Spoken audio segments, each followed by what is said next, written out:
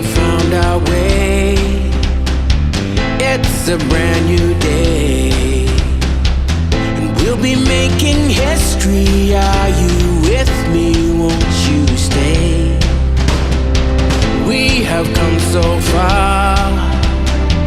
This is who we are. And like the rising sun, we have just begun to play our part. This is the time we form the chorus. Lift your voice for those before us. We can rely on one another. Feel the pride, let's show our colors. We are heroes and dreamers. We are restless believers. Good morning, good afternoon, good evening, whatever time it is, wherever you are. This is Gail of Gaia, and this is Free Range, where we graze on wild ideas. And you might think some of this is wild ideas, but it's not. And I am so delighted to have with me today Tony Rodrigues, who is a super soldier and experiencer from the Secret Space Program, and he has quite a tell. So let me bring him on, and he can tell you about his experiences, and we'll take it from there. Hi, Gail. Welcome. I'm honored to have you on, and I think it's amazing what you've been through, as well as other super soldiers. I'm just wow. Well, for me, super soldier is a bit of a misnomer. I was never really an enhanced person like that. At most, I was a support soldier in one program that was canceled. But for the most part, I wasn't in a soldier capacity.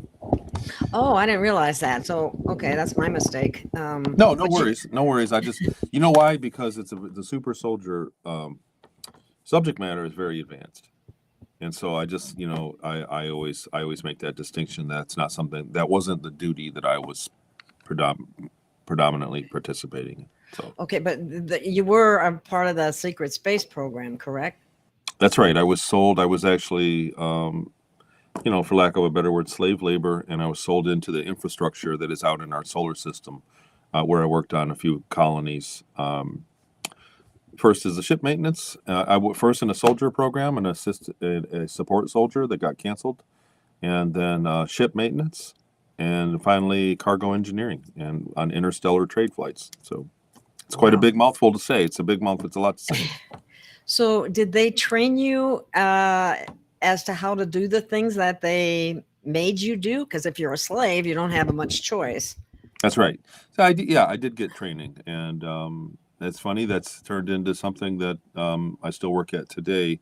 The method of training that they gave us. I'm working on a learning company because the way that they taught us was, I believe, a lot faster. And there's a adaptive decision-based learning process that I'm working on, that I have a company called Maple Street Learning. So wow, we're already talking about the end of the show in the first 5 minutes. So. Okay, well then we come back to it. That's what happens. So that's a good thing, though. What I thought I heard you say something about you were working for somebody in Seattle. That's right. So how do they manage to use someone as a slave right out in the open like that? I don't get it. So I was taken for 20 year period. So this is a technology that a lot of other people have come out and been witnesses to, and a lot more people behind the scenes that have been witnesses to that don't speak about it publicly. Like thousands of people that after they see interviews of mine or other people that say they have memories of going through the same thing. I was 10 years old. I was abducted. I was gray ETs and reptilians, and taken to a base and given a surgical procedure, and woke up with no memory of where I was in California, in Inyo Kern, California, in a program that was basically trauma-based mind control and remote viewing. And from there, I was shipped to Peru and they were drugging me to be near death, and I was channeling information on shipments of drugs from cocaine paste from Peru to Santa Marta, Colombia, and that lasted about 2 years before I lost that ability. So that was 83 to 85. And then I was taken back. Then when I was no longer good at that, they put me back in Seattle. So yes, and again, we're getting towards the middle of the show, in the beginning of the show now, that there were two of me. So I was simultaneously alive in Michigan and in Seattle. So I believe that there was a cloning process, and they either split my consciousness or moved my consciousness somehow. I might have been a clone that experienced everything and retained the memories.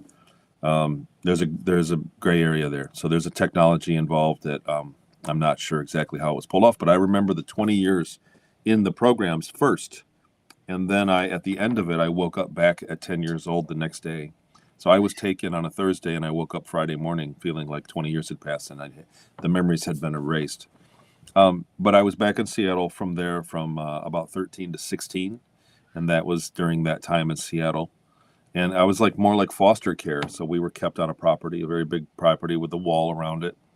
And when I lost my ability there, they said their exact words was they sold me to the military. And that's when I was taken to the moon. I woke up on a ride to the moon, and then was given another bout of trauma-based mind control about fight or flight response. And that was the military service, and then shipped off to Mars. And in a program there is an experimental program for support soldiers for a very minimally trained soldier role. And that program got canceled, and I got shipped to a bigger city, a subterranean city on Mars, and retrained for about 6 months, maybe a year. And they gave me assessment tests, and then retrained me and found out and set me up to be ship maintenance. I'm going quick. Is that cool? Well, no, that's fine. No, it's fascinating, actually. So somehow they're able to take at least a portion of your consciousness and transfer it into a clone, an avatar, or whatever. That's more amazing. than likely a clone. I looked like myself, and the whole time, I looked in the mirror, it was the same eyes. It was me, and I had the same kind of abilities. I had the same traits. Okay, so you must have had some abilities when you were young that made them pick on you in the first place, right? Well, so I was in something called the Talented and Gifted program in 4th grade, and in 1982, the school year of 81-82. And I was in school with a kid who was getting dropped off in a limousine, and he said one day that his dad was Illuminati. My dad's an Illuminati. What's your dad do? We did not get along. I was trying to bully him. I was completely jealous that he was smarter than me. And we just didn't get along. And he hated me because I pulled off being mean to him. And one day at the end of the year, towards April, I believe it was April 17th, 82 was the night I was taken. Towards the end of the year, his dad was the judge for the science fair. And when I set up my science exhibit in the cafeteria, it was a Wednesday morning, he said, "Dad, that's that boy I told you about." And it was the following night, Thursday night, that I was taken. So it wasn't because I was groomed or chosen for it. I was kind of shuffled in the side door. And that's probably why I have my memories back, because I didn't go through the entire process. I was punished by it. Wow. If you don't mind talking about it, I know they do the trauma-based stuff, and it's absolutely horrific. Do you recall that? Is that in an altar, or? I recall a great deal of it. Up until they started with the sleep deprivation. So at a certain point, they started waking us up every 15 minutes at night, and they'd make us stand by our bed. Then they'd come and electric shock us or smack us or punch us. And then we could go back to sleep. And then 15 minutes later, the lights would come on, an alarm would go on. And after a day or two of that, I lost all sense of time, or I don't have any memory of that until it was over. And they began with the remote viewing training. They let us sleep a few days. And we started with psychic training. So remote viewing, that we were doing exercises, and they were very scientific about it, trying to see what roles we'd be used for in the program that was sponsoring this. Why does it take trauma to bring out psychic abilities in people? It seems like there has to be a better way. I mean, so go ahead. I think it was an experiment, and so they had figured out how to. I think prior to this, they had figured out how to teach people psychic abilities. And so they were trying to do it with a slave, with somebody that had been programmed. So at the end of the programming, I was basically conditioned to, if I got any kind of electrical shock, that I would immediately stop what I was doing and await command. I would go into a state of mind where I would just do whatever I was told. And it lasted 10 or 15 minutes. But that was something that stayed with me through the whole time, the whole course of the 20 years.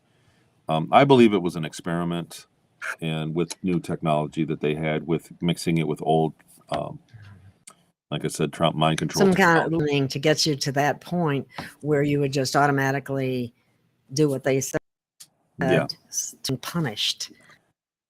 Yes. Basically, that would be a natural response, I would think. You know, wow, that's just unbelievable. You made a statement in one of your, I don't know if it was a presentation or what, but I would like you to explain what you mean by it. It says the essence of who you are is not bound by space and time. It's true. So, I'm going to preface this because we pretty much jumped in the deep end here, Gail, quick. I didn't really go through a lot of setup. Since I got my memories back, so it was 2000, I had bits and pieces of what happened to me my whole life. And it was 2015, April of 2015, I got an MRI scan on my head. And then about 10 days later, I saw the Randy Kramer interview where he explained that they can take you for 20 years and put you back. And I went, oh God, I thought that I had memories of being taken and living up there. And I thought I was taken many different times, when in fact it was one 20-year time. And once I did that, all the memories came back. So that's how I remembered. So I started working with researchers, and then I was invited to speak about it publicly. And then the interviews kept coming. And then I got my books out and my website. But since then, I've really researched it. So I know that anybody listening, if you're not familiar with this, or anybody watching, is thinking, yeah, right, whatever. But I really did dig up a lot of evidence. Like, there were places that I remembered being that I had never been in my life that I have still accurate memories of. I went to the place in Seattle. I knew my way around the neighborhood. If we could, like somewhere I'd never been. Imagine that, knowing your way around somewhere that you've never been, and then knowing it well, like knowing where the store is, where the candy is in the store, where the beach is, where the big rocks on the beach are. Like, it was that much. Wow. And then other things have turned out that I've called up and continue to. Like, we found things, and I found solid evidence in Peru and in space. On Ceres, I correctly called the salt deposits in the Okata crater on the Ceres planetoid 4 years before NASA confirmed it. I said, no, that's salt. And NASA originally said it was sulfur and a bunch of other minerals. And I said, nope, it's salt. And 4 years later, the Dawn probe was in low enough orbit to do a proper analysis, and they finished it, and it turned out it was briny salt. I was correct. So there's things like that support. Wow, that's amazing. Support me. So that's why I keep talking about it publicly, because this is something people need to know about. To get back to your question, which I kind of forget because I rambled. It was the one about the essence of who you are, not being bound by space and time. Right. So since then, I've looked on the CIA declassified library.gov is a great website for all the declassified stuff. And I looked in there, and I'm looking to debunk myself so I can just pack it up and go home, go back to my life, which is good. But I keep turning up evidence that matches exactly with what I remember from my time. And I found a lot of documents from that time in 82, from January all the way till the following year. There was funding. There were certain personnel changed in January that year in the CIA, the director of the CIA, the Army Corps, and they were heavily researching psychic phenomenon. And it was the offshoot of that, the funding. I didn't find the exact program, the address where I was, but I found funding. And then the buildings that I remember being in California are classified special districts.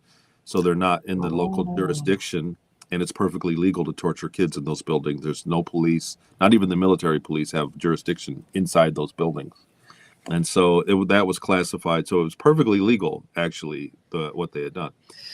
So as I discovered these things, I've come across the Monroe technique, the Monroe Institute, remote viewing. I actually teach a remote viewing class on my Patreon on Talks with Tony. And it's true. We are, as Bob Monroe said, we are more than just our bodies. Our consciousness is, you got to think what happened to me is I was separated. I lived two lives and my memories couldn't have happened. When I woke up the next day, I had all my memories back and no memories of the 20 years. And when I began the 20 years, I had no memory of my life to that point. I had amnesia the day I woke How up. do they do that? Well, doesn't that affect your brain function? Well, I believe to have your I believe I was cloned, exactly. And I'm an anomaly. I'm very fortunate that I have my memories at this point because I was able to solve a lot of like personal problems. But do you have people that have recognized you by any chance? you know what? There's a phenomenon that, there for a while it was like, at the end I was in love. I had a girlfriend and I didn't want to leave. And I was really motivated to not forget. And there for a while I will, about once a month, I got a girl contact. It was me. I was her. And I said, no, I'm sorry, it's not. And some girls will get mad about it. But, they read the book and go, it was me. I was Marie at the end. It's me. And there's a phenomenon there. So the thing is, this happens to a lot of people and they don't have their memories. And then they see another story and it jogs the memory. And they don't get the memories back, but they get the emotions back of what happened. Oh, wow. Yeah, that makes sense, actually, from things that I've read and so on. Now, I wanted to ask you, have you heard, it may be totally unrelated, but there's a book called The Ceres Agenda. And I was wondering if there was any connection there. I'm unfamiliar with it. I'm completely unfamiliar with it. My book is called Ceres Colony Cavalier. And This is called, it's by Scott Lemriel. Occasionally. It's an interesting book. I don't remember all the contents at this point because I read it about 3 years ago. But anyway, I just when you said Ceres, it's spelled different. I was just wondering if there was some connection there, but probably not. So tell us about the colony, the Ceres Colony. Is that how you say that? Yeah, it was Ceres Colony Corporation. They spoke German, and Ceres Colony Gesellschaft. They were a breakaway colony. They were a civilization that moved into an abandoned base, I believe, on Ceres. So I'm not really 100% on the history of it, but they had found already infrastructure built into Ceres. So big caverns. There was a hangar with doors that existed that was already built by some other species long ago. And they moved in and they began mining and hollowing out places and then building in, European architecture, human architecture for them to move in. They converted places that were already existing into like apartments for people. And there were about 250,000 people living on Ceres when I was there. The planet is only about 580 miles in diameter. It's very small. And so they had artificial gravity inside, gravity plating, GravMat. And they had caverns that were connected by high-speed trains that were all around the inside of the That's what I was going to ask you. Were you on the inside of the planet or on the outside of the planet, wherever? On the inside, on the outside of the planet, they were very careful to not leave any evidence of being there. And it wasn't because of Earth. It wasn't because of us. It was because of other ETs that fly through the solar system. It's a form of security. Everybody does that out there. So a lot of colonies that are on smaller planetoids hide themselves so that they don't get robbed, for lack of, to put it bluntly. They'd rather not. Some nefarious ETs will come by and they'd rather not be seen. So that was the case. That makes sense. Well, have you seen different ETs that don't necessarily look humanoid? Most of them look humanoid, even though they're a different version of us. Most of them were a lot like us. I did see many that were nothing like us, but they still walked on 2 feet and had arms. I saw versions of us. I was, for the most part, not allowed to interact with them when I saw them on Ceres Colony, but there were times I spoke to a short reptilian. I was stuck for a couple hours. There were reptilians that were there. There were grays.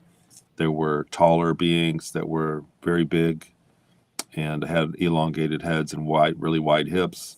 There were beings with hair. There were beings with elongated heads and straight hair. that were taller, 7 feet tall, and they had different proportions. They had very big eyes. They looked like humans. Looked like a human eye, but it was very big compared to ours. And they lived there. There were other species that lived there. It had a working relationship with the colony. And then we went all over the place. So the thing that I see in all the media and a lot of other whistleblowers, I'm not pointing fingers here, but a lot of people still make it look like it's very far to the next star, like it's a long journey, and that wasn't the case at all. We were going to 4 or 5 different star systems a day, different planets in different star systems around the galaxy. We would use portals that were natural along with the drive and go to other galaxies. We had access to about 18 other galaxies. And so we went home at the end of the day. And most of the time we went back to the same time we left. So we would leave at 7 a.m. We'd get back 5 minutes away at 5 to 7 a.m. The ship would fly out and we would turn around and fly right back in, even though we were gone 8 hours. The ship, because it jumps in time space, so the farther it jumps in space, then it can also jump in time. So we would leave and have a day in another star system, and we would come back to only a few minutes later. That's amazing. Well, so I ended up having to go back to the barracks and do I would be put on work duty. Double labor, right? So it was a shorter day. They had like a 20-hour day versus a 24-hour day, but because of that was kind of one of the reasons we ended up having a longer day. It was really more like a 28-hour day for flight crews. Wow. Isn't it interesting how they managed to find a way to repopularize, without anyone knowing about it, slavery? Oh yeah, and it's prevalent, and lately I've been talking about it a lot lately because it's coming to the forefront.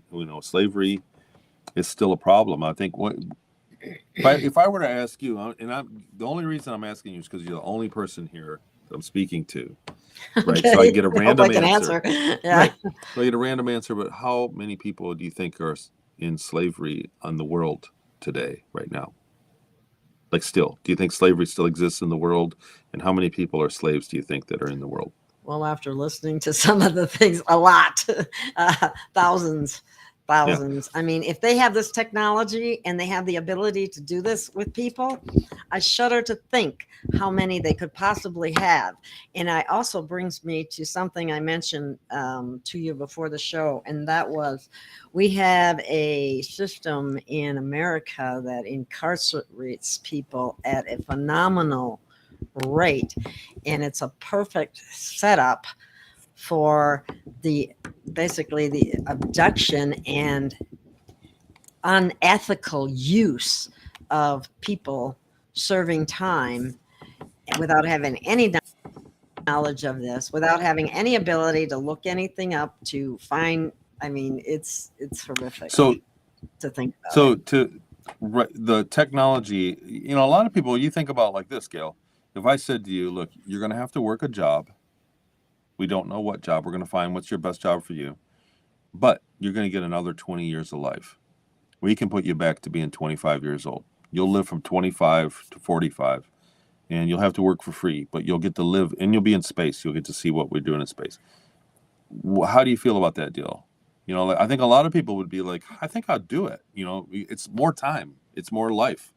You're only living so many years, and so time is actually far more precious than money. And that's what they're saying they're paying you with. So, it's a form. It's a lie, obviously. But you know what I mean? They lie to you because, I ended up doing very terrible things. I was treated very, very badly by other species. For one, so when they do that, and then when you said we've talked off camera a little bit about the prison population. So when I was young and I had partial memories, I learned very quickly to not tell people that I was an alien abductee. Early on, it was like I would get embarrassed. But I'd be at a party in my early 20s and I'd have a few drinks and I'd start telling people I was abducted by aliens. And every now and then somebody would come up and question me and they would go, oh, what do you remember? And they would look at each other and go, he was a slave. They knew.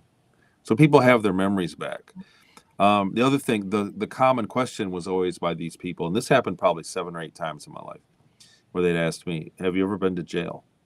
And I did. I got a drunk driving. I got a DUI when I was like 19. I crashed crashed my car. I got drunk and crashed my car, whatever. And so I said, yeah. And they go, oh, yeah. So he was a slave. And they'd walk away and they'd quit talking to me. And this happened over and over again. And it was so peculiar to me how people presumed to know anything about my alien abduction. And now that I look back on it and get my memories back, a large part of the population, like 40,000 guys out of the 250,000, were slave labor that lived in a barracks situation on Ceres Colony. It's like 40. And that's just Ceres. Just Ceres. And there were other guys that were enslaved that came through the hangar from A to B. And I started thinking about that, and I went, wait a minute. What does the United States say about that? And the 13th Amendment that abolished slavery in the United States states, I got it right here, neither slavery nor involuntary servitude except as a punishment for a crime whereof the party shall have been duly convicted shall exist within the United States or any place subject to its jurisdiction. So slavery is illegal to take somebody and enslave them or make them do involuntary servitude unless they were convicted of a crime. And it just says a crime. It doesn't say that could be jaywalking felony. For that matter. Yes, absolutely. That's right. And then when you Well. take this technology, they can go. So the United States has the highest prison population in the world. It's not getting better, and it's privately owned by corporations. So exactly, they're making money, or they wouldn't be incarcerating so many people. And it's perfectly legal if they abduct people from that population and use them in the infrastructure and space for 20 years as slave labor. That's something that needs to be changed in the Constitution, because that kind of thing, to our knowledge, wasn't around at the time. That's right. That was exactly. Written. That's exactly right. The law was not ready for the technology that was going. Because what's really bad is, if I got some figures here, less than 5% of the world's incarcerated population is in the U.S., but 20% are incarcerated in the U.S. That's wow. So, and I wanted to answer this question. So earlier when I said, so take the technology out of it, I mean just slavery in the world today. Well, I asked you earlier and you said thousands. There got to be thousands of people. And this is without any kind of ET abduction. Like this is like the cartels, the drug cartels, how they slave people, like what's going on in the Congo. Human slavery. Yeah. I mean, it's actually in the millions. 50 million. Human trafficking and slavery of children. There's 50 million people, and I did the math, so that's about, out of every 1,000 people that are alive on the planet, 6 of them live in slavery today. And most of them 70% are children. So, and in the sex service. So we think that we got rid of it in the United States, but in fact, it's actually quite rampant. And this is something that, it's starting to rear its ugly head in the world around us. So they're starting to be brazen about it. All of the lithium is coming from slave labor. We're going to have to redefine what we think about slavery, to be honest with you. To be perfectly honest, no one should be a slave. There's that's unethical, and it is a I don't know. The thing is, the entire economy must be redone. So the economy doesn't work without cheap labor. That's why everything's made in China, because the global economy is really the parasite. If it's just a local economy, like our old economy, the way that they're doing it with the inflation and charging us interest on our money, the economy has to have growth to sustain it. It's like a Ponzi scheme. And so because of that, people must be held at the bottom. It's a game of musical chairs that you have to have somebody get screwed when the music stops playing. And so that's what's creating that because of the desperation of that, it's creating the need to not pay people. The money system is where the whole system is designed so that somebody is left without a chair. And so we look at slavery. So let me ask you this. Do you have any pets? Yes. What do you got? You got a pet dog? I got a little dog, a small little dog, yeah. And then it keeps you as a companionship, and then it barks when somebody comes like an intruder? Yes, pretty much. So your dog is basically a slave too. So by definition, we got to look at what we call slavery. Like, what is slavery? Right? But I don't make her do that. Well, she doesn't have a choice. She wouldn't live without you. So and I'm not pointing a finger at you and calling you a bad name. I have pets too, but I didn't think so. But there's a line where it goes from a loving symbiotic relationship. So you take care of your pet and your pet takes care of you. It's a symbiotic relationship. The pet does not have freedom. It's denied freedom. It's owned. Okay, but that doesn't mean that it's living some terrible life. Most pets have amazing lives and amazing owners that are taking care of them. So we have a symbiotic relationship at that level. But there's slavery again, where there's nothing. There's actually terrible. There's slavery where people are economically on a treadmill. They'll never get off, and they must get up and go to work. There's absolutely no way out of it. We have to pay our bill. We're in an entropic energy situation. I can't retire. That's right. Yeah, I can't retire. That's right. It keeps getting worse and worse and worse because of the monetary system, because the money keeps losing value by the monetary system. So there's that form of slavery. There's an economical slavery, and then there's brutal slavery, and then beyond that, there's inhumane slavery. We're talking about the little kids. If you've seen the movie recently, The Sound of Freedom, and I would tell everybody to go see that. That's the most important movie of our times. I would tell everybody to please go see that movie. Everybody needs to know, and it's actually tame. That's right. Compared to what they were very classy. They were very classy to not be graphic. It was a good introduction. That's right. They were not graphic, and it was still hard to stomach. You know, when you show the age of the kids involved and the methods that they do and what they're doing. But that's the reality we live in. So there has to be first knowledge of it has to spread. We have to identify that we have a problem. Most people don't think slavery is a problem. They don't. With their cell phone that was built by slaves. Or they don't think, and their shoes. Child sex trafficking. They don't believe it. Somebody either, else's or they kid. don't think it's that bad. Or that's that's a conspiracy theory. That's way blown out, way out of proportion. Yeah. And they are so wrong. They are so wrong. And we're starting to see the media outlets that are trying to debunk this movie, and that's just a big red flag neon sign pointing to them as being participants in the system. Exactly. The people that are doing it, and this movie is lighting up the grid with the enemy. So it's painting the targets. But we have to look at it in a real way. You know what I mean? And so there's different levels of what is slavery? What is an amicable relationship? And then there are people that are way overpaid on the other end of the spectrum that do very little for a great deal. People. Money. Yeah, there's such an equity. Yeah. Yeah, there's an equity about it. So what's the answer? Do we take away from the successful? And the real answer is that the monetary system is stealing from the future today to give people today. So the whole inflationary system under the fiat, the central banks, that whole system is basically the enabler and causes a necessity for slavery. If you had more money, if you could own your house and not have to pay endless taxes on it, the taxes are paying back the money debt. If you could own your things before, the United States used to be no taxes and you owned your things and that was it. And you paid off. That's the American dream. Paying off your house and then not having a bill. Well, see, the thing of it is too, when the banks were taking that money from the person's trust account, which the people never knew anything about, and then they get you to sign, and then they actually, that's where the money actually comes from, the trust account that was taken out when you were born, and the birth certificates which were held. Yep, that's how they figure out their money supply. They want to keep count of how many people. We're getting away from the space program, and we're talking about the broader problem in our backyard. But I want to say this, so there was slavery in space.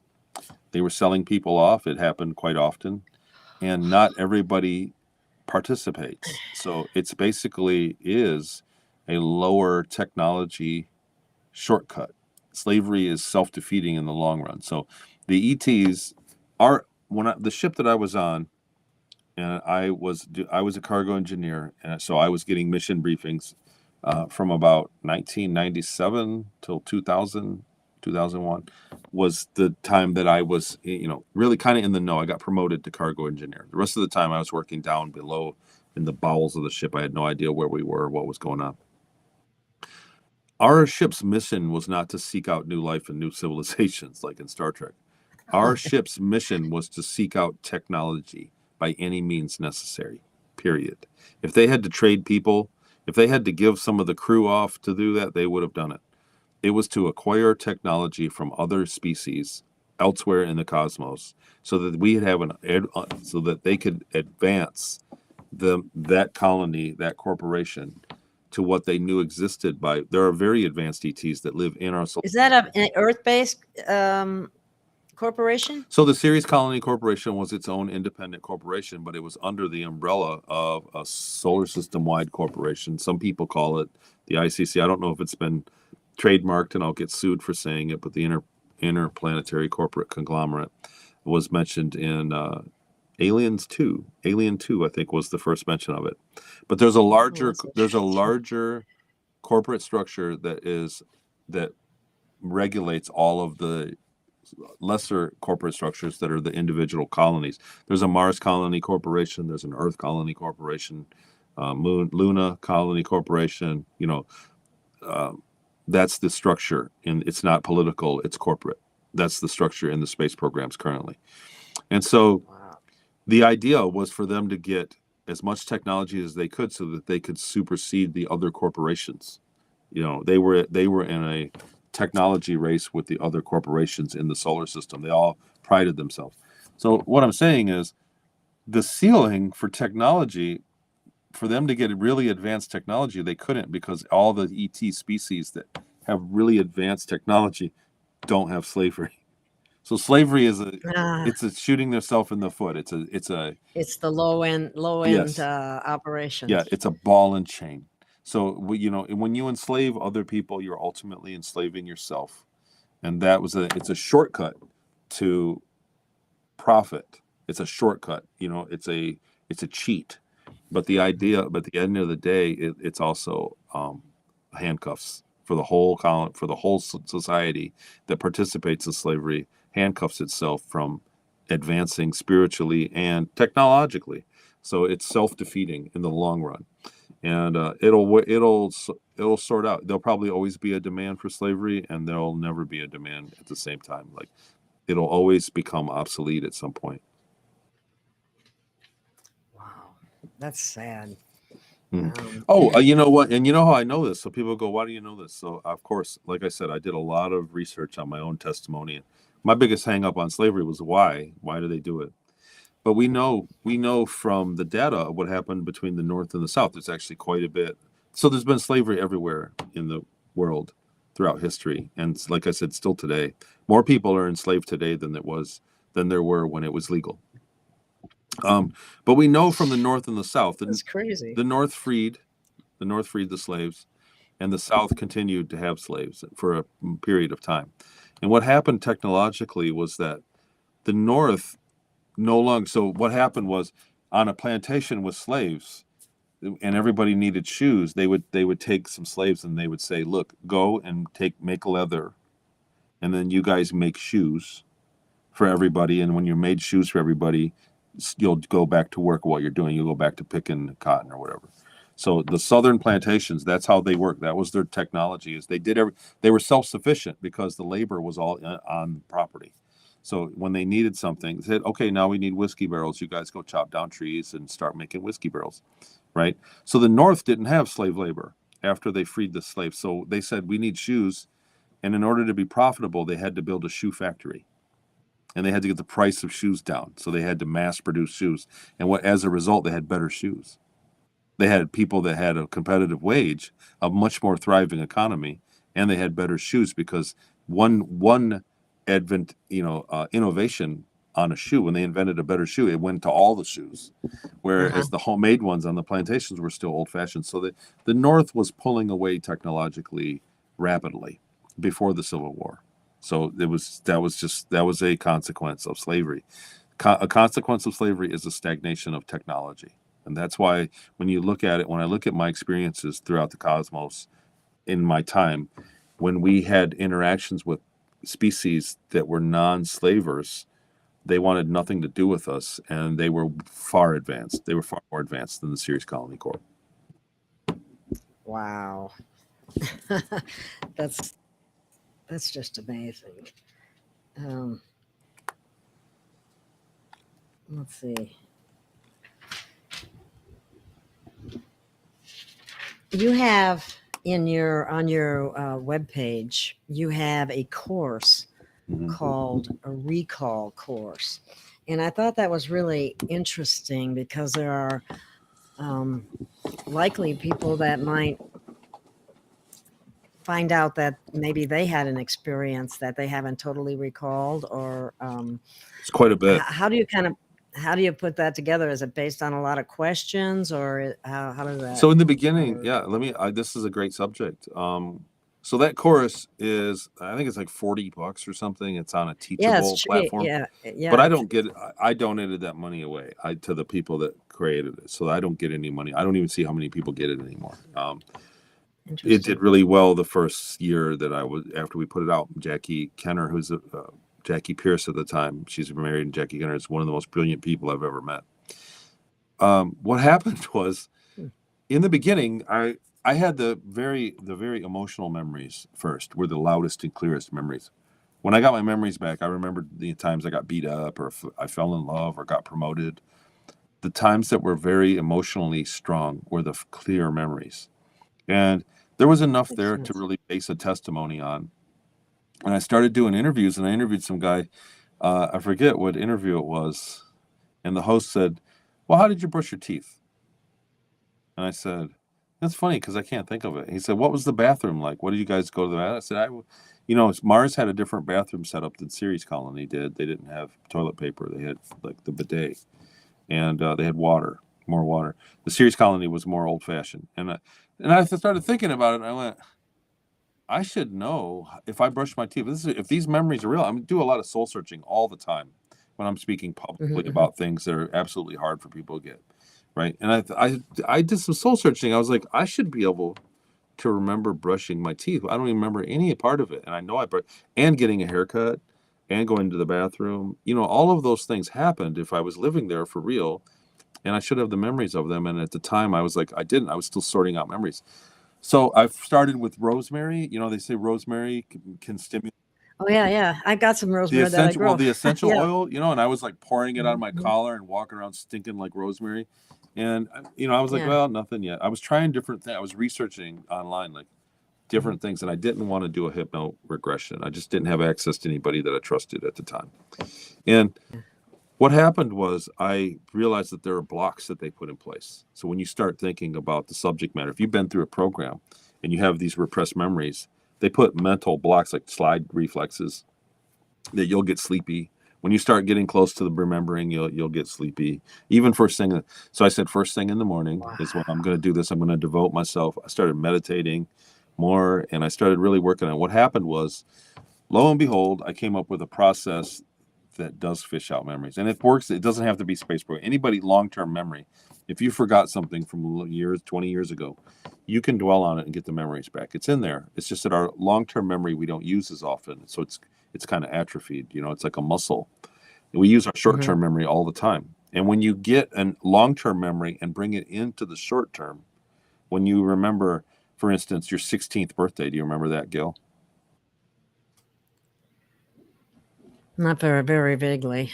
So if you do start to remember it, you're thinking about it now, but when you start to remember it, you'll get more memories. Like once you pull an aspect of that into your short-term memory, now that area is strong of the brain, and then it'll give you access to more memories. Or like your 21st birthday. Or what came to mind, but when my sister turned 16, she had a band and a party. When I turned 16, I didn't get any of that. So you weren't even thinking about this yesterday for the last months. This is a brand new thing. It's the first time you thought about this probably in a long time. Yeah. And what I'm saying is, so now other memories around that time are available as well. So now the other memories of not only the 16th birthday, but being 17 and 6, you also probably got your license around that time or didn't and felt sorry about, what I'm saying? Like there are other things that must have happened that day, like you did your laundry that week. And so you have to get one memory. And then now that there's a pathway in your brain to get to access the medial ones. Like, oh, that's fascinating. That makes sense. So I basically, the memory course is a set of exercises that build on a fragmented memory. And what I tell people all the time when people come to me and they go, what should I do? Should I get your memory course or should I go see a QHHT and get my hypno regression? And I say, well, first, the people with QHHT, they say you're going to get a regression exactly when you need it. It's your higher self directing you to it. But I say you should do my course first. So my course makes sense. My course is more of physical therapy And hypnoregression is more of a surgery. Somebody else has to perform it on you. This course is more of an exercise that you do yourself. You make that long-term memory stronger, and you can fish out those memories that are hidden. It works against repressed memories. It works. And some people, everybody's doubtful. And then I've seen people absolutely, they got a hold of me the next day and went, oh my God, everything, I remembered so much more doing your course. You know, and I just told them the technique of it. And it's just the way we work. We don't need our long-term memories for the most part. Once it's in the muscle memory, you know how to cut an onion. You don't need to remember where you learned to cut an onion. So it's your muscle memory at that point. Right. So, but the old memories you should remember, you know, loved ones and markers in your life. Like I said, the 21st birthday, 16, graduation, you know, first child born, etc. These are all long-term memories that most people have that they don't give any thought to because we live in our short-term memory day to day. And so that, anyhow, that's what the course is about. I did this exercise and I went, oh my God. It was a disposable toothbrush. We lined up and we had time. We all had a disposable toothbrush. It was a one-time only, and we'd brush our teeth and throw it away and keep going. And we all lined up in the bathroom. We had a quick pull on the shower. Every morning we had to shower out and shower in at the barracks. And I got those memories back and I went, oh, wow, that's how it worked. And then I hated the bathrooms because they were gross where the barracks were. So I'd wait till I was on the ship and go to the bathroom there. You know, after I took the train ride to the hangar and I'd get on the ship, then I'd take a break and I'd go to the bathroom. I wouldn't go to the bathroom at the barracks. And so those memories came back is what I'm saying. Is I accessed them. So, and I went, oh, wow. And then I started using the technique and kind of filling out.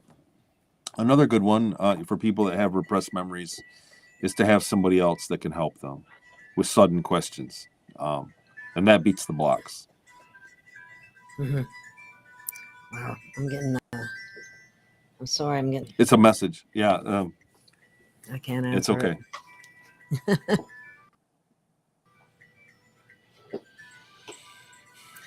Let me, it'll stop here and call back. Yeah, they mean business. So anyhow, that was how I got most of the info for the book. So that's why in 2020, YouTube really started kicking people off of YouTube. And I had done over 300 interviews by that time. Wow. And I looked and half of them were gone.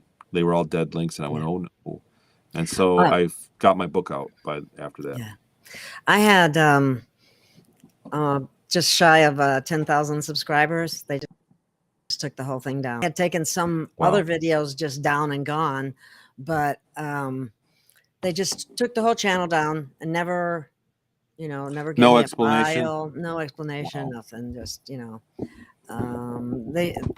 we should be able to sue them for that. I mean, it was a big hurt. I got a few affiliate links and sometimes I get a few contributions. That's the only way I can keep my rent paid and do what I'm doing, other than get a regular job, which I don't know if I can even do it anymore. But anyway, well, you are doing a regular thing, like it's hard for people. You're putting yourself out here and making content. It comes at a price, like it's not easy. People, I got asked in a conference last year on stage that we did at the panel. They make a panel, Q&A panel. And then somebody asked, why haven't more people come forward? Why just you?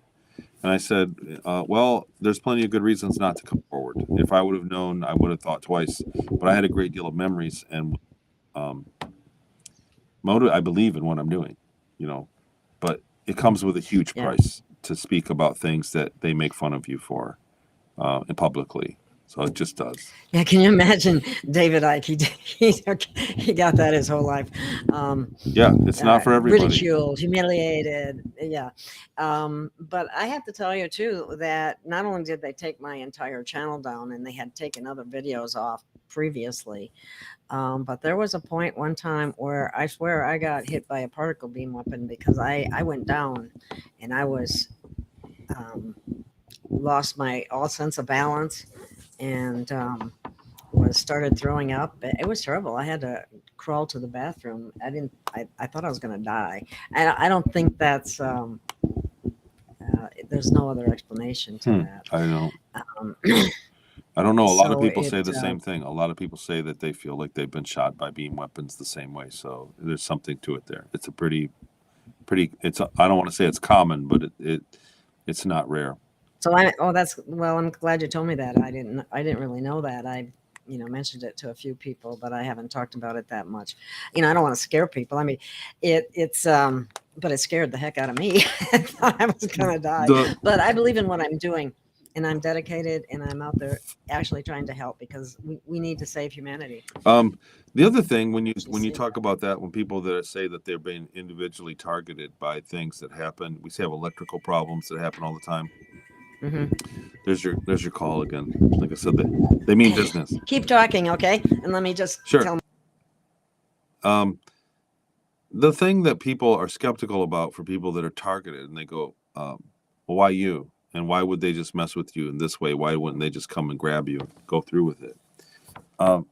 When we look at it now, it's like it's probably not even people that are targeting people. It's probably an AI. And it's an AI that's maneuvering you. It's not stopping you.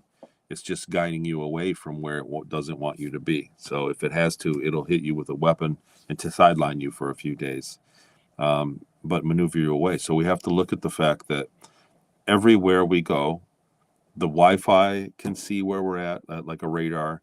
All of our phones have cameras and microphones. All the computers do. And an AI that is tied into everything has access to all this. And it's very smart. The BlackRock AI, the Aladdin program, is basically running the world right now. And it's an artificial intelligence that has control over 80% of the world's assets. So the idea that there's an AI out there that's probably on the scale of aware of itself, something that's very smart, running us, is probably a reality. Sorry about that. It's okay. I'm glad you caught up. Yeah, it was important. Well, I hope nothing bad's going on. I always said, one of the things that I said, if they can't get to you, they'll get to family members to cause discord in your life, and I've had plenty of that. So, and that was kind of related. But anyway, I guess I kind of missed what you said. So, I was just talking about targeted people, why they would do what they do and hit people with a weapon, a targeted weapon that would only sideline them for a short time versus just eliminate somebody. And it's because it's not people doing it. It's an AI. It's probably an AI. Really? Mm-hmm. Wow. We have to face the fact that AI is very advanced. If they're giving us Chat GPT and the level that it is, they have their own AI that's very, very advanced and probably self-aware by now. And like I said, the Aladdin AI is in charge of 80% of the world's assets, or some crazy number like that. The BlackRock has an AI that's literally running all of its assets. So it's got to be very, very advanced at this point. And they can watch everybody simultaneously everywhere. We have no privacy whatsoever. Absolutely not. Nope. And it's increasingly easy for individuals to take your electronic devices and control and see, like your phone. An individual can hack your phone very easily and get all your financial, everything you do on it, all your passwords, all your pictures, every message, all of it. And so this is something that happens very often. People in the IT world have access to the software easily and are very good at it. But even people that aren't, even people that just, somebody that works at an AT&T store has access to the software that can do this. And a lot of people are getting spied on and have no idea. They have no idea why their personal relationships veer off in different directions. It's because people are spying on their private messages. And it happens a lot. It really does happen a lot. It's very easy to do. And I hear about it all the time. I know I get spied on a lot. I've caught people already doing it. And there's a lot of plagiarism, especially in this community, from people that are spying on people that are legitimate and trying to pose as legitimate. So that's happened as well. And that's something that needs to be thought of. I've done a show on it. I did Who's Hacking What. It's on my YouTube. It's like a free show. And I did a few shows about it. Oh, that's good. Now, your YouTube channel, is it under Tony Rodrigues or is it under? It is. It's at Tony okay. Rodrigues. It's like it's at Tony Rodrigues 1137. It's only got Okay. 1,000 people. But what I'm doing there is it hosts unlisted my Patreon shows. So I've got a Talks with Tony is my Patreon. When all the videos started going in 2020, I put behind a $5 paywall, and that saved it. So I did have a few during the election that got deleted, taken down. Yeah, I did too. Pandemic, but they I took did the fake individual video down. did They too. didn't take they didn't take the channel down. They took the individual video down. So Yeah. most of the show is still there. Yeah, I had a few of the actual videos taken down before they took the whole channel down, and that was quite devastating at the time, emotionally and otherwise. After years of work and Yeah, it was. over 500 videos. It's very disheartening to see that one of the core tenets of the United States, free speech, was so easily stolen from us. That it's like Exactly, we do not have the big free tech speech. should have been fined and should have been brought under control by the government in the name of the people that live here. You know, either they give us our free speech or they don't operate here, and they would elect to give us free speech. So it was very heartbreaking to see it unfold. You know, the other thing about this AI, everything I've heard about AI, not that it doesn't have some beneficial uses, but the fact of the matter is when it's let loose without being controlled sufficiently, that it has taken over and eliminated entire planets through. So yeah, They could kill all of humanity. Let me put it they that could. way. So here's my take on this, and this is theory. Like, this is my opinion on that. So Okay. and humans. So like you said earlier, and this is a great. This matches what we're saying. Humans, we are greater than our body. Yes. So you're not just stuck in your body haphazardly, and you don't just get randomly lucky. Everybody has this luck that guides them through life. It's not random. So we actually manifest and secure things. Our subconscious talks to each other. We're all part of a larger consciousness organism, and so we work things out. So humans, the power of manifestation is very real, and we're starting to see people really tap in. The elites have been doing it all along. But a human, if they're in the right state of mind, if they're can throw off the poison and they're in the right state of mind, can actually manifest things, the universe, to help them towards their goal. So that's the Irish the saying where the street rises up to meet your feet. So that's manifestation, because if you can go into a state of mind where you access outside of the 3D reality we're in, and the universe and all the other consciousnesses will agree with you that that's what you should do, and the universe will manifest it. So without getting into all the science of it, there's books, there's great There is science actually behind it. science to it, and it's actually the physics of it is Quantum physics, yeah. real. Yes, absolutely. It's absolutely real. Well, we do it. It's called remote influencing. So Can you also on my imagine? Talks with Tony. Yeah. Can you imagine how things would have been if we were taught this sort of thing since we were real small? It's coming though. Now the kids are seeing it. So more and more people see it and have access to this than ever, including our listeners right now. An AI cannot do that. So if you put an AI as a robot in a hole, that it can't get out of the hole, it can't manifest a way out of the hole. If it doesn't have the means to build something or to figure out how to get out of the hole, you come back in 5 years time and it's still there. If you put humans in the hole and they can stay alive long enough, they'll manifest a way out of it. The universe will help them out of the hole. Either other humans will come and get them, or something will happen. Humans can manifest a way around problems that an AI can't. So an AI isn't going to kill us; it's going to use us to do that. So it's you get what I'm saying? Like, we become the perfect tool because we can manifest futures that it cannot. We can actually warp the universe to do things for us, and an AI computer cannot do that, and it's aware of that.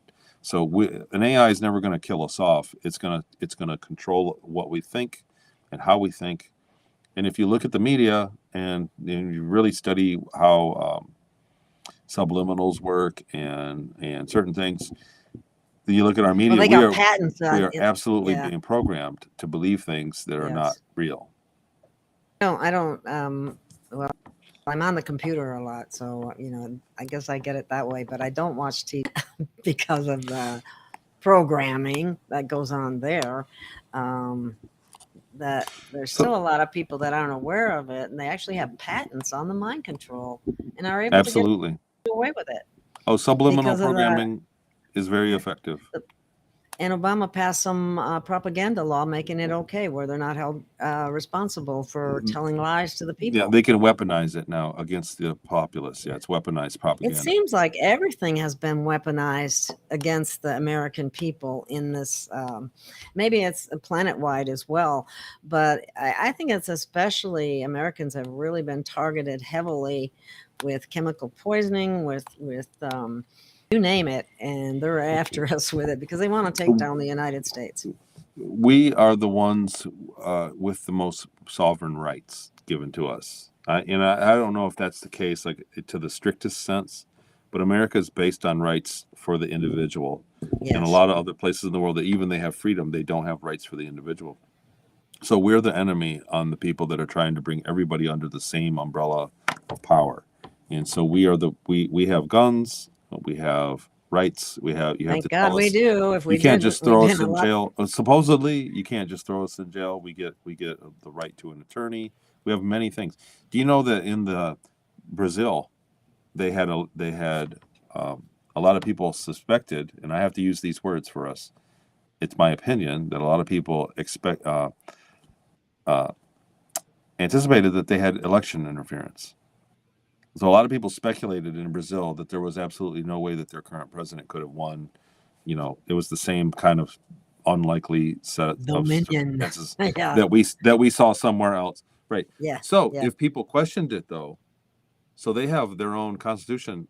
And when you get arrested in Brazil for drunk driving, you get to see a lawyer. Or if you get in domestic violence and you get taken to jail, you can consult your lawyer. If you accused publicly and said that you thought the election was rigged, you were taken to jail and you had no right to legal counsel. So they were keeping people in jail indefinitely with no lawyer. And this is what they did. And this is what they did. Like this is what happened. This is going on actually now, I believe, still. So Do you know that some of the doesn't have that yet. No, they do on some lower level so-called criminal acts. For example, if somebody had disorderly conduct, you wouldn't get an attorney with that. Wow. Right. And I don't know, at least in the state of Arizona, and this state really needs to be investigated. Well, we're seeing it creep. We're seeing the draconian policies kind of creep around. They're starting to come around, and the shame is really on the people that are participating, like the people that are just going along, trying to get power for themselves, and then selling out the future generations of human rights. Is like that's really the problem. But again, there is a mass consciousness at work. And these little shows, these grassroots shows, the way that we're spreading information, the books that we're putting out are the end around. So people need to stay informed. And we don't need everybody on board with this. We need, a small amount of the population can affect very big change. And especially on the subconscious, on the mass subconscious level. Yes. So there's hope. Yeah, we need a small group of like-minded people that are shepherding the way, so to speak. Mm-hmm. I don't know how else to put it, but so we're talking. I didn't think we were going to talk about all kinds of earthbound stuff, but I didn't want to get away from the questions that you were giving me. So anything else? Anything you want to talk about? Well, just the only I'm very happy with the conversation that we've had so far. I wish the only thing that I had more information on was I was going to say when we were talking about the prison situation where they could actually abduct you, use you in a 20s and back at the same time you're working here. I don't know if that would be a clone or a version of you. I don't know. I'm not sure I'm clear on that, how that works, but they pay prisoners 15 cents to an absolute high of 80 cents, not even $1 an hour. Right. So they work people in the prison system. They don't pay them anything. They the commissary or their accounts or their books and the fees that they charge for every little thing that they get are absolutely outrageous. It doesn't even take into account any of that. Mm-hmm. It's like it's double punishment. And I'm looking forward to this whole system coming down because it's so So that's corrupt. slavery too. So when I was on Ceres Yep. Colony in my last few years, when I was cargo engineer, I got paid, $20 to $40 a week. Francs. They were in francs. They called their money francs. Uh-huh. And so I got 20, 25 francs a week, depending on what was going on. But that was slavery. There wasn't enough money to do anything. I couldn't feed myself or do anything. There was no freedom there.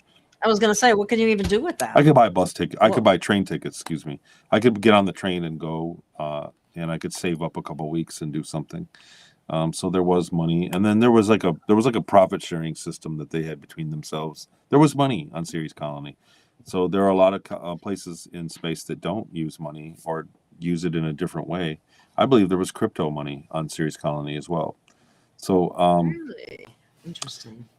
yeah, they had several different. They had a trade window. They didn't call it a bank; they called it a trade window, and they had several ways so the ETs could visit. And there were ETs that we were aware of that had no money systems, and they would have an unlimited account. They would be assigned an account that was unlimited. They could just everything was free to them. But what they found was that they never really spent any money either. They just got what they needed and left. That form of society wasn't really lavish. It wasn't like they would go out and then run up a huge tab when they had an unlimited account. But that was a real thing. There were several different forms of currency. There was facial recognition accounting. Like you didn't need a credit card or a card. They could use facial recognition and deduct your account. Do you want to buy this? Yes or no? You hit yes, and it came out of your account. And they had regular money. They had like a paper money. Wow. They didn't have social credit engineering or anything like that, did they? Yeah, absolutely, they did. Well, I don't know, but I wouldn't call it like that. So, I'm not exactly familiar with the term. They had a surveillance state. Everybody was under surveillance. There was a surveillance on everybody. The typical, I didn't meet a lot of people that were civilians. So I met them. I walked by them on the street. But as far as knowing them or interacting with civilians, I really wasn't allowed to. I wore a uniform, and I was told not to interact with civilians. And so, but my impression was that a lot of the females that were there were very oppressed, that were not happy. They were not happy. There were a lot of people, I heard them speaking on the train amongst themselves, and they were not happy with their lifestyle. So even though they were an advanced technologically society, they were very backwards. They were less enlightened than where we are, I believe. Because they were oppressed. It was a military state. It was a completely military ran corporate ran society, and it wasn't utopic at all. Well, based on what's going on in our society right now, what do you think is going to happen? Like we have the quantum financial system, supposedly. So I'm not going to hold my breath on a bunch of free money for everybody, because that just doesn't work. It doesn't make sense to me. Everybody thinks that they're going to get $1 million. If everybody in the world got $10 million tonight, it would be worthless tomorrow because nobody would go to work. Where are you going to spend your money when nobody's there working? So you get what I mean? It just doesn't make sense for the whole planet. You need people to work. You need people to be motivated to find joy in their work. If you have $10 million and you go to the car dealership, why is that salesman going to show up? Because he's got 10 million too. So you get what I mean? Like that rumor or whatever, whoever's saying that, it just doesn't make sense. It just doesn't make any sense. Who's going to build your house when the guy that swings the hammer also has $10 million? So I hate to be the guy. I hate to be this negative Nancy, but I got to look at it logically from the top down. So the money system, I don't know. There's no overnight way out of it. That's the thing. It would be a transition over time. The first thing we need to do is just be aware that it's not a fair system and that, it was stolen from us. The real system that was gold backed. The United States was the from the inception of the Constitution in the United States until 1913, the United States was the most successful system in the world. We taxed imports and outports, and that paid for the government. And people didn't pay taxes, and the money stayed the exact same value for that 100 years. The $20 bill was worth an ounce of gold. An ounce of gold was worth 20 American dollars from the inception of the $20 bill all the way till 1913. It wasn't until 1916 that all of a sudden, the Federal Reserve started having inflation, and we started losing our value over our money. If you go back and look at the price of gold over history of the United States, it tells what it was. It was $20 for an ounce of gold. So an ounce of gold hasn't changed. Our money is lost. Now it's $2,000 for an ounce of gold. So that's how much money has been inflated. That's the system that's enslaving us currently, all of us. Yeah, the Federal Reserve was never anything federal to begin with. It was owned by foreign. Yeah, it's a private-owned corporate. Yeah. It's a private company. It's a mom and pop. Yeah. And what's amazing too is I've seen lists of every single department from that we think is an independent or is for the government or whatever. The FDA, the CDC, the USDA. They're all businesses. They have Dun and Bradstreet numbers. I've seen them. Wow. So how can you be for profit and be for the people at the same time? That's right. You can't. That's impossible. Absolutely impossible. It's all currently all owned by the same people, apparently. Yeah. So we're kind of in a bad way. It's just, a friend of mine, Laura Eisenhower, said one time, I was on a panel with Laura at a conference, and every time they handed her the microphone, she spit a 1,000-foot ray of fire. I mean, it was just amazing. She's just such a gifted speaker in public. But she said, with the same time they gave us the problem, they also gave us the cure. And that's what I feel. The solution? The solution. That's right. Okay. They gave us the solution. So as we are losing rights, we're also gaining our freedom and the knowledge of what we are. So like I said, the kids nowadays, when I was a kid, none of us knew about manifesting or meditation. It was nothing. Nobody did any of that. The kids nowadays do. They're very powerful. And so they're also kind of under attack. There are a lot of changes in the world that are bad, that are bad on the surface, that I'm not scared for the kids, because I know that they are more capable than we were. The world's changed. The consciousness of the people has changed. And is changing. Well, what do you think's bringing that about? It's just time. I can only go by what other people have speculated. The Earth's moved into a place. We've moved into something called the photonic belt. So I was wondering if that's what you're. So I don't know. Yeah. And the truth is, I don't know. I'm just going by what other people are telling me. So my time in space was over right around the year 2000. So I don't have any knowledge of what has happened in the last 20 years in the secret space program. Just only what I hear from other people that talk. And so it makes sense, though. But I'll tell you what, like a friend of mine, Suzanne Subooner, who is a very talented QHHT practitioner, and she worked under Dolores Cannon. She said back in the day, 15 years ago, everybody that got the QHHT session, when they woke up, they had no memory of it. They were in a trance, in a hypnotic state, had the session for an hour and a half. And when they woke up, they didn't. What happened? Tell me about it. All of them. And it was very rare. Only somebody that was very psychic could remember. Oh, I remember what happened. It was very rare that it happened. Now, everybody remembers it. It's the same exact procedure. Interesting. The only thing that's in the same people, same pie slice of people that are coming and getting it done. But now everybody remembers it the same that only the psychic people did back then. So the world has changed. So what I'm saying is mankind has changed, not the system. The world around us has changed. So we're seeing all these things happen that are like doom and gloom. But the reality is we are becoming much greater than our problems. Our conscious awareness is increasing substantially. And I believe it's what will create whatever we need to improve our situation. That's right. Because we are really a lot more than just our physical body. We're more than trapped in here. We all are a part of each other, and we all do a lot of work together. When you sleep, your subconscious is free to roam, and we secure permission with each other, and we are actually the majority is in charge of reality.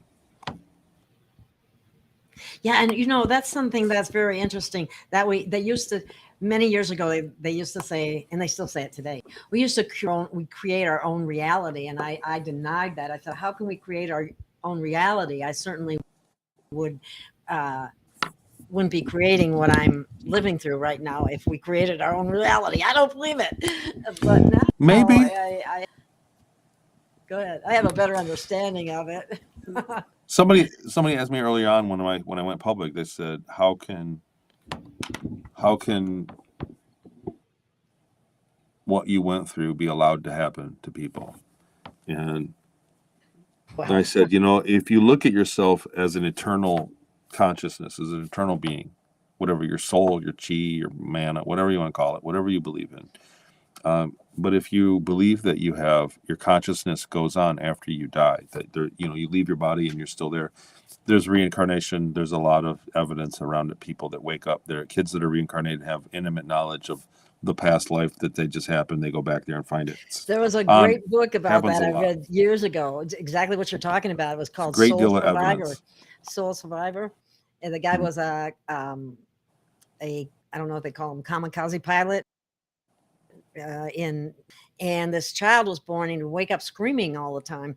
And anyway, as he got older, they thought, and it was a Christian couple, so they didn't believe in reincarnation. Religion taught them that's not real, Right. all that kind of stuff.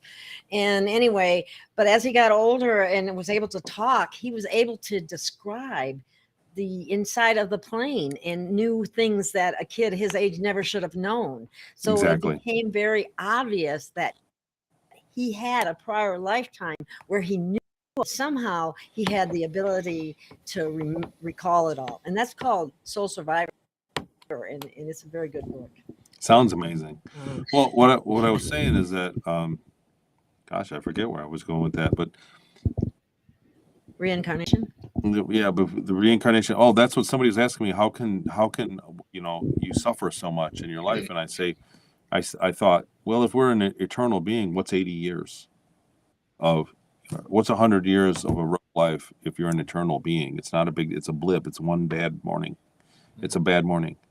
It's a bad 30 minutes at the store, basically, is what our lifetime is. When you look at the entirety of our existence. It's true. And a lot of people say that, growth only happens while you're alive. It's like, well, as soon as we pass away, we want to come right back because this is where you make all the progress. Your soul gathers its energy and gets its growth from what we go through.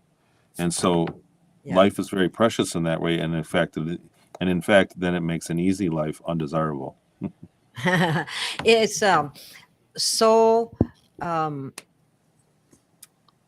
do you want to?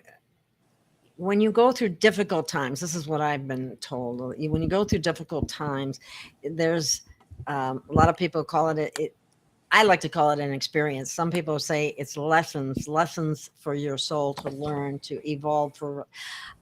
Lessons sound like punishment to me, but it's really not. But I see it more as an experience that broadens your horizons, that is something that you'll bring back to your next life, that you will be conscious of because of the experiences that you had, and you'll have more compassion, or you'll have more fortitude, whatever it happens to be. Does that make any sense? Yeah, it absolutely does. Well, we can't experience it all in one lifetime either. It's just too much. That's for sure. It's just too varied. So one life doesn't make sense. To have one life and get eternity in heaven or hell isn't a fair trade. So there's just too much to experience. How do you know what it's like to be either work in an office your whole life, or work out in the field your whole life, or work anywhere? Or, one person is gifted at one thing and at bike riding, and the other one's gifted at surfing. So there's too much there's too many flavors to experience that just one life just doesn't do it for any of us. So we have to come multiple times. It just makes more sense. It does. And unfortunately, it was really downplayed, and every single religion said no. Yeah. And the books in the Bible that actually talked about it were left out. Yeah, the Bible's been, I really, the battle cry of the flat earth crowd, which is sad that people fall for it and then want to defend it so badly. The battle cry is the one line in the Bible, but the Bible's been translated, a dozen times, and it's been 2,000 years. So there's only one line in there, and then they think that the whole thing's around it without any knowledge of astronomy. So it's a shame that religion did what it did, because it's based in reality. It's based in a real thing, that we are all one and we are part of a greater whole, the entire universe. I believe there was a creator of the universe, and that's me, and I'm not pushing it on anybody else, but that's my beliefs. And So do I. it's a shame that it's been Yeah. perverted. People feel that they need somebody else to tell it to them. People are so disconnected from everything else that they need somebody else to preach it to them. You don't. You need your relationship between you and God is between you and God and no one else. I think there was a period of time that has since been changed somewhat, where there was a frequency fence, I refer to it as, which made it very difficult for people to connect to source. I believe that veil or that frequency is being removed or reduced substantially. There's I don't know. That's just my guess. Go ahead. I see a lot of things like I don't know. I can't speak for everybody else. For me personally, like, I have a lot less negative emotions than I ever did, and a lot of things I fixed. So maybe it's a natural course of my life at my age. I got over things, or maybe the world's changing. I don't know, but it seems like we live in a much different times than we grew up in. True. For sure. Very true. Yeah. And I got somebody that put a note here. You might like to know they read your book twice. Nice. Well, there's another book. So there's a sequel. I wrote a sequel. It's called Project Starmaker. It's a smaller book, and it's just a sequel. It's a collection of short stories that filled in a few gaps in Ceres Colony Cavalier. So there's my shameless promo for that book. But that came out a few months ago, 2 months ago, and it's doing well. Coincidentally, as we're talking, it went to #1 in reincarnation. That was the category. That's for a while. yeah. I thought I remember reading something about reincarnation. I didn't remember where it came, and I knew it had something to do with you. So it was that. But it wasn't about it. It was about another 10 years grafted into the 20 and back time. So as a different being, it's a complicated story. It's hard to just put in a nutshell. It's very confusing. Maybe do that in another show sometime. Absolutely. Yeah, I'd love to. That would be fun. So let's see. I think that covers most of what I wanted to cover. I really was thought it was so cool when you had the my video messed up. Can you hear me? Yeah, I can hear you. You got a blank screen for video. somehow. Yeah, I hit a setting button. Oh, that's funny. Video. Anyway, iPhone. Oh, this one. There we go. There you go. Oh my goodness! Now I lost my train of thought. But anyway, I think we covered most. The recall course is really awesome, and I'm so glad that you did that. And I would want to alert anyone that's been incarcerated for any length of time to really think about doing it. Think about some of the things that they had. If they have nightmares, most people that are involved, so I do consults too. People that have memories, like I said, most people that have memories of going through this don't want to come forward, and I do consultations, and the same things keep coming up over and over again. Same common denominators. When you hear the same improbable thing, when somebody tells you something you never heard before, and then somebody that doesn't know them from the other side of the world tells you the same thing, you have to make note of it. And that's what I've had happen from people that have contacted me. And so I have my little checklist of things. But if most people that have been taken to these have one or two memories, like I said, the really intensely emotional times, either something bad happened to them or good happened to them, and those memories bleed through, and it doesn't make sense to them. And those are the people that come to me and are ideal for the course, for the memory course. And it works. A lot of people have great results from it. So is missing time a common? Yes. Yeah. Missing time is common in all abductions, but also in a lot of people that just get contacted. So there are humans that don't live here. There are extraterrestrials that are human. They look just like me and you. They can sit right next to us. We wouldn't know the difference. But they were on another planet yesterday.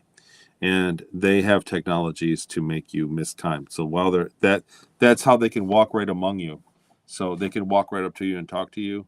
And when you walk away, you go, what happened? What was the time? Oh my gosh, where'd the time go? I swear 30 minutes is gone. And you don't remember them. And you lost the time. So that's part of the treaty, them preserving our ignorance of where we're at in the cosmos. Like we are classified as a life form that doesn't have access to that knowledge. So in order for them to walk amongst us, they have to erase your memory. They have to do something like that. And that's where most of the missing time comes from, I believe.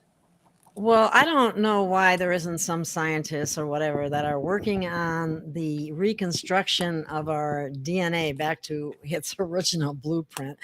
Sometimes I say, well, they certainly are, but they're not going to give it to us. A lot of people, I really look at it. We've been so programmed to self-destruct. yeah, A lot of people, most of the people, programmed. the Yeah. indoctrination from the school system has failed us. Yep. It has it moved you away from who you really Very are. close to the prison system. And so for people that lived an entire life self-destructing are not going to turn right around and become healthy. And so it's going to take a long time to correct the boat. A society has been enslaved so well that there's not an overnight, there's not a button they're going to switch. You understand, like they used to call it UFOs, and everybody was programmed to laugh. Oh, a UFO. As soon as you heard the word UFO, you associated it with the National Enquirer UFO in the grocery line. Yeah, that's true. Yeah. And how stupid it is. My mom's baby was a witch and she casted spells. Oh, there's a UFO. They associated that and then they put it right there where you were buying your food. Right at the moment you were getting your food, so your reptile brain was in charge. Your lower brain function was in charge because you're actually acquiring your food. So they put that there. It was a subconscious program. And so they didn't undo it. They haven't come out. The Pentagon didn't say that UFOs are real. They renamed them the UAPs. So now you haven't been programmed to laugh at UAP. You've been programmed to laugh at UFO. Well, that's unidentified aerial phenomenon. Aerial phenomenon. Okay. Same exact thing. They didn't need to change it, but what I'm saying is they had to change it because they were aware that they programmed us to laugh at the term UFO. We've been subconsciously programmed over decades, all of us, and it's true. Another one they've really gotten us with is anytime they want to discredit someone or something, all they have to do is call it a conspiracy theory. Yeah, right. It's a conspiracy theory. And so, but you know what? And I think in this day and age, if you believe that, if you buy into that, and you go, oh, it's a conspiracy theory, you've been programmed. That's the people that are aware of that are the ones that are resisting the programming. And whatever. I don't want to talk about the recent big one that a lot of people are regretting that they were programmed. And a lot of people regret it now. But it shows that the manipulation, the psychological manipulation is safe and effective. Mm-hmm. Oh yeah, people just signed right up without even thinking twice. They still say it. It's pathetic and it's evil. But anyway, well, we're going on about an hour and a half, so I think we can call it a wrap. Otherwise, this was a breeze. It felt like 5 minutes, and thanks for talking. We didn't cover a lot of space stuff. We didn't cover a lot of aliens. But remember, I said we were doing it in the first 5 minutes, so that was great. Yeah, that's true. Well, I guess I didn't organize it correctly. No, well, neither did I. So, but anyway, I really enjoyed our conversation, and I would like to do it again sometime, and we can talk more about what we didn't cover. Absolutely, and if we get more questions from the people in the audience, just let me know. I'd love to answer anything I can. Okay, yeah, I'll set it up ahead of time so people are aware sooner so that they can get their questions together. Okay. So, well, I I think we'll call it a wrap. And I thank you for your time and energy, and really appreciate your willingness to share your experience. Gail, awesome. I'm so happy to be here. Thanks for having me. Thank you. It was fun. Mm. I like to make it fun and happy. So anyway, okay, we'll see you again. Bye, Okay. everyone. Thanks Bye-bye. for listening.